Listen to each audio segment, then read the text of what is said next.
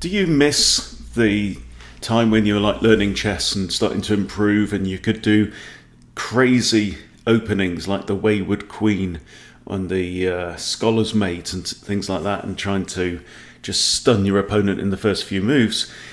Maybe you like started to resent having to play grown-up chess against more grown-up players. Well, if that is you, then I've got a suggestion. There's something that you could maybe work into your game, and it's very similar to the Wayward Queen attack, which is unsound but playable itself. So let's just remind ourselves of the Wayward Queen. Okay, so it's e4, e5, and then white just throws the queen straight up the board onto h5, trying to maybe prompt the knight to come out and then check there. And it's a cheeky opening. It's not too hard to defend against. There are other responses, or the queen can come out here, for example, and then you might bring out the bishop, now threatening that, and then maybe the knight could come out.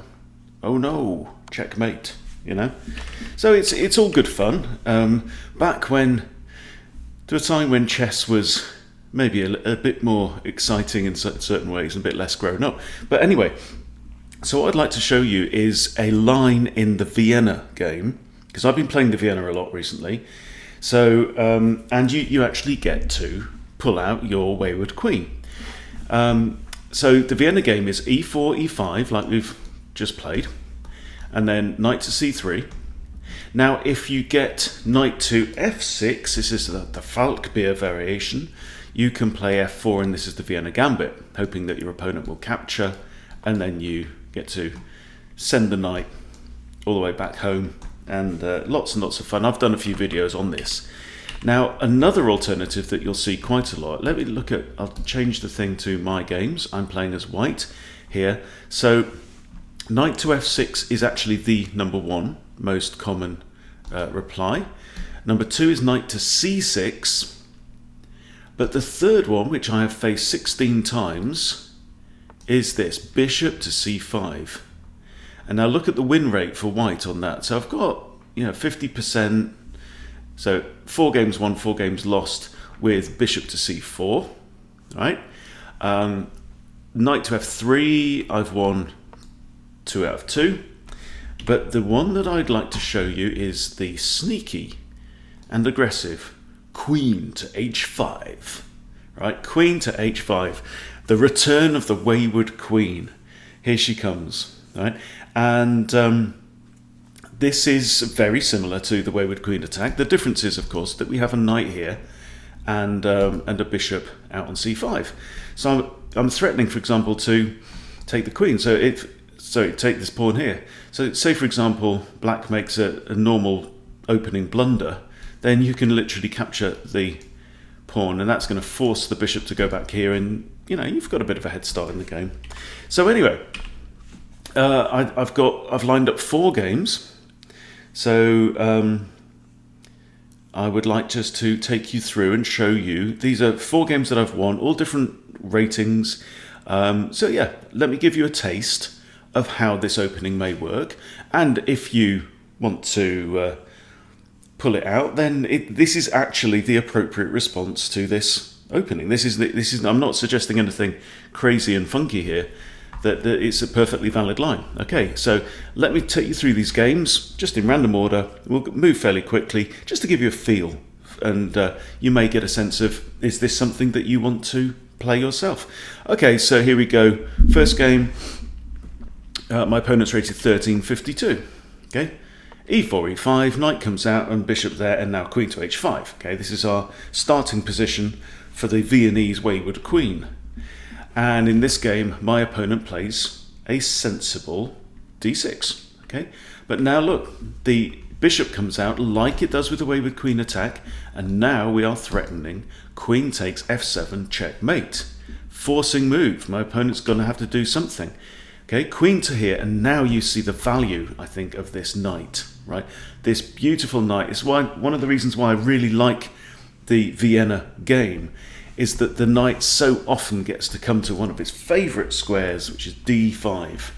And this is just awesome because he's attacking the queen, but he's also attacking c7, right? And c7 comes with the juicy fork, doesn't it, on king and rook. So the queen right now has to defend that square. Can't go back here. So he's going to have to end up going back usually to d8. Apart from in this instance, oh, this is just too much fun, this game. The queen comes down to f2 with check, right? King just dodges. I may have shared this game actually already in the week. And now black's king also moves aside. Now we have a check, knight comes out, grab the pawn, grab the knight, exchange of queens, and the game is relatively straightforward from this point in time. I'm up in material. Yeah, I've got an extra minor piece now, and so we can just have fun with pieces, with checks, and this is a nice one because hang on, where is it? Oh no, not that game. Anyway, so fun start there. As you can see, we got the advantage fairly early on. Here's another one. I actually played this one today. This is another 1364 rated. e4, e5, knight to c3, bishop out to c5, and now queen h5. And in this instance, black defends the pawn. Well, defends mainly this pawn here on e5 with queen to e7. And now again, in comes Mr. Knight, right? Hits the queen and hits the c7 pawn. Queen now comes here, and now the bishop comes out anyway. So look at what we're threatening. Like, knight takes c7, check, also hitting the rook, right? And if queen captures the knight, then we've got queen coming in here. It's not checkmate, but it's gonna be, right? Pretty soon. This pawn's vulnerable, the rook's vulnerable. You know, it's just lots and lots of fun right at the start of the game. So here the knight comes out. Now I go in anyway with the check, and the queen can't recapture, can't capture the knight. So then I dive in with my queen. I could have grabbed the rook, but then black would have captured my queen. So no good. So I go in there. The king does capture. So black is actually slightly up in material. I've got two pawns. Black's captured a knight. And again, we just see that the position, although materially black's doing all right, positionally he's in bits. He's just crumbling. And look at this. So I move my knight over from e2 to c3, and what I'm doing is I'm threatening a fork on the king and the queen. Now I don't know if black noticed that, but moving the queen now to d4 with their own ideas of throwing the queen in with check just falls to a knight fork on the king and queen again, and the rook falls, and the game doesn't last much longer than that. Okay, so let's take another example. Again, 1356. Same rating, I think. e4, e5, knight c3, bishop c5, queen h5. Now here black defends the pawn by bringing the knight out to c6. Okay, so again, bishop out to c4. What are we doing? We're targeting the f7 square again. Now pawn pushes to defend. So queen now drops back. Now if you see this in the Wayward queen attack, it's the same move, right? Queen comes down to f3, where it is also attacking the f7 square. So your opponent probably should notice this. It's not exactly obscure, but it means that it is another forcing move. So they are going to have to do something to defend against the threat, which might mean that they're not having the opportunity to use this turn to progress their own ideas. Okay, so we have knight to f6, and now, can you see that it's the same moves, just in different orders, right? So now this knight comes in attacking that knight. Now we have two attackers against this knight and only one defender in the form of the queen. Oops, not there. This queen here, right? So what does black do? Counter-attack on the queen.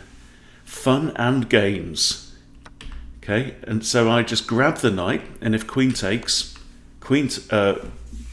knight recaptures with check, and I'm a piece up again. This is just too much fun. Just drop my bishop back, and pawn comes out. So here I'm attacking c7 again. Knight just comes back, and yeah, it's just the same old kind of story, really. Lots of fun. Let's do another quick one. You don't need to watch all of these games. 1526 rated opponent here. e4, e5, knight c3, bishop c5, queen h5, and here we have again queen to f6. Now here I played knight to f3. I could have played the knight to d5 move straight away, but it would have fallen to queen takes f2. And yes, I can move my king out of the way like we've seen. So, but here I play knight to f3 first, and now knight comes in, bang, hits the queen. The queen's really got two squares she can go to, either all the way back home to d8, or this nice little square on d6. I think that's a decent move. Bishop out, bishop takes. Why didn't I just capture there? Could have just captured the bishop, I think. Anyway, so yeah, this is all good. So we have an exchange of lots of pieces, and now attack the bishop again. And here I'm only actually one pawn in front, so they attack my bishop. I capture a pawn with check. It's a counter-attack. Now, if they take the bishop, I'm threatening discoveries as well. He does take the bishop. Discovered attack with check on the king. Then I grab his bishop. So I don't think this is the most accurate game, but I end up beating a player rated 1526, so what's not to enjoy? Now he's got a load of double pawns, and we end up with a skewer on the king that wins this rook, and the game doesn't last an awful lot longer than that. So there you go.